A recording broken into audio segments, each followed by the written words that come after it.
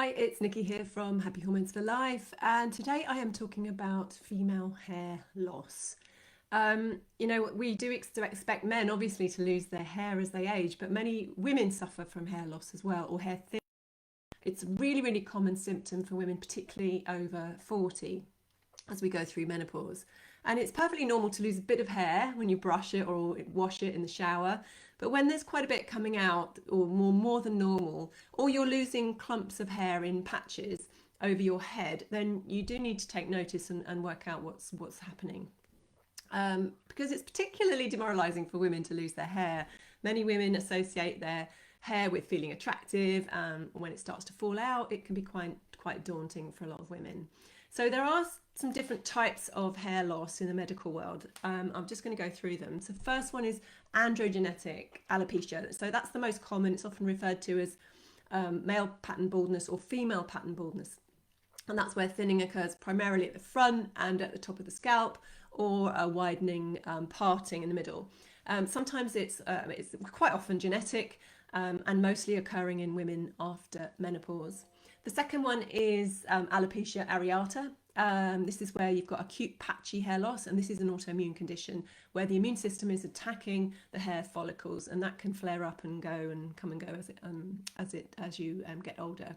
And then the last one is the sort of more common one and that's something called telogen effluvium, where the hair's falling out usually on brushing it or in the shower, and that's just a kind of general falling out all over the scalp. So what are some of the causes? Because actually there are quite a few that you can look into. The first one obviously is stress, physical stress, like an accident, trauma, pregnancy, surgery, illness, that kind of thing. That can cause temporary hair loss. Emotional stress as well, like grief, loneliness, bereavement, conflict. That can exacerbate hair loss too, because when the body's in survival, fight or flight mode, it kind of shuts down any sort of non-essential functions, and that can include hair and nail growth. The second cause is thyroid conditions. So hypothyroid, which is low thyroid, is quite a common factor in women over 40. And thyroid hormones supply every single cell with the energy it needs to do its job, and that includes your hair, your nails, your skin, all sorts of things. So really important to get your thyroid properly checked. The next potential cause, is the autoimmune element. So if you've got autoimmune alopecia, this is where your immune system is attacking your hair growth or disrupting it. And it's definitely worth working with a professional to identify the root cause of that, because there's a reason your immune system is overacting and attacking your tissues. So likely again to be gut related, and we can help you if you want to look at any autoimmune condition and finding the right cause for that. We've got the testing that can do that. The next potential cause is obviously genetics. If you have a family history of hair loss, then that's possibly going to be affecting you as well. Menopause is another condition that or cause of hair loss, because estrogen and progesterone are declining at different rates. You can get estrogen dominance, which can then suppress your thyroid and increase cortisol, and we know what happens when those two hormones are out of balance. The next cause is high testosterone.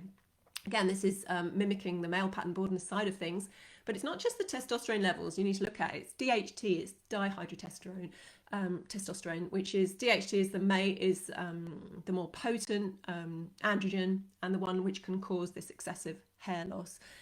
We can tell your testosterone levels and your DHT levels through our urine tests. So if you wanted to look at that, if you suspect that might be the root cause for you, then we can have a look at that for you if that's something you want to investigate. PCOS is another cause. Polycystic ovarian syndrome can cause an excess of androgens, and women can have thinning hair, or more hair on their face and body than their head. It's a common symptom of PCOS. Again, there's plenty you can do about that.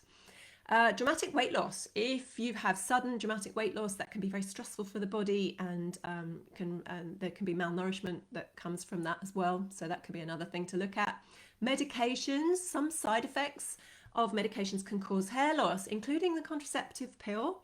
NSAIDs like ibuprofen, beta blockers, some antidepressants, some steroids, of course chemotherapy and other medical treatments can obviously cause hair loss as well.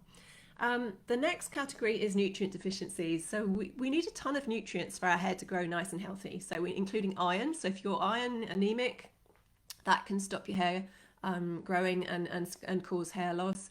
Things like nutrients like biotin, zinc, collagen, silica, choline, all these are really, really important for your hair to be healthy. B vitamins, I talked about those last week, especially B6 and B12, really important for hair growth. Vitamin D, incredibly important, as is protein and healthy fats in your diet as well.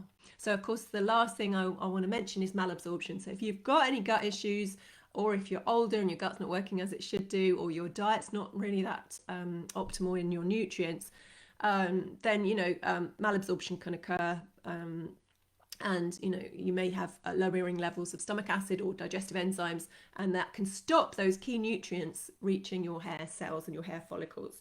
So nutrients are incredibly important. So what do we do about it? Well, there are lots of natural things we can have a look at. So firstly, make sure your diet is nutrient dense, protein, healthy fats, vitamins, minerals, all needed for your hair growth. So make sure your diet's really full of lovely organic kind of whole foods and less processed foods and all the stuff that you know already. We want to be taking out sort of any inflammatory foods that you may be sensitive to, like sugar, gluten, dairy, that kind of stuff. Just do it temporarily to see whether your hair improves in condition once you've taken those things out. Check your medications, discuss potential side effects with your doctor, see if there's anything else that you could be looking at there.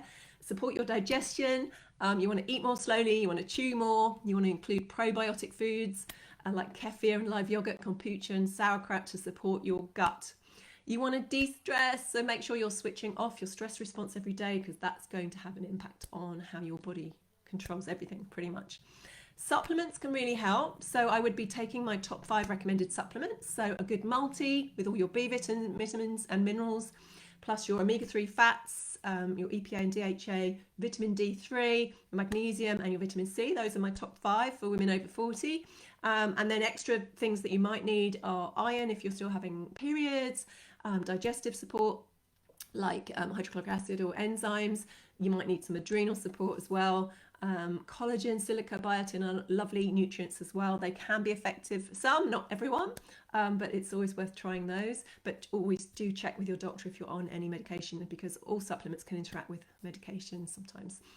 So also to be thinking about is to check your products and your styling routine. Obviously this isn't anything to do with hormones or diet, but actually a lot of products are full of chemicals that I also talk about, your endocrine disrupting chemicals. You don't want to be over styling your hair and putting loads of chemicals on there as well, because obviously that's going to absorb into your head and your hair follicles. Also be aware of the colouring as well if you colour your hair, because chemicals from colour products can be quite can have an impact. So lastly, if you've done all of those things and you're really still at a loss as to why your hair is coming out, you might want to investigate some testing. Really look at your sex hormones, see whether there's any imbalances there, your thyroid, get that properly checked, your whole pathway, your cortisol, track your stress hormone levels. And then if you've got autoimmune alopecia, you want to be looking at your gut and working with a practitioner who knows what they're doing to have a look at the root cause of your immune reaction. And then your nutrients, so you want to be testing your iron, your B12, your folate, your vitamin D, magnesium, all those lovely nutrients that we need for a healthy body. So if you want to know more about that, please do contact me and we can send you more information. Hope that was helpful. I'll see you next time.